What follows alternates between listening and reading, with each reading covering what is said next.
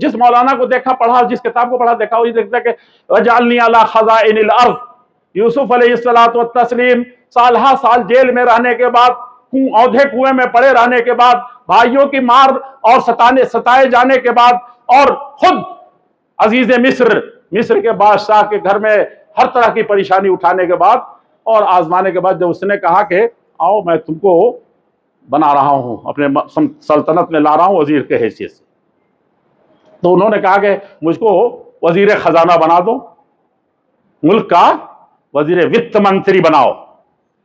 जिसको देखो कुर्सी लेने के लिए वही कहता है, क्या यूसुफ अलैहिस्सलाम ने नहीं मांगी थी कुर्सी? नहीं, उनको जो कलमदान मिला था, जो वजारत मिली थी, जो काबीना मिला था, ऐसे सर्टिफिकेट के साथ मिला था कि सब पर वो अकेले रहते तो रह जाते।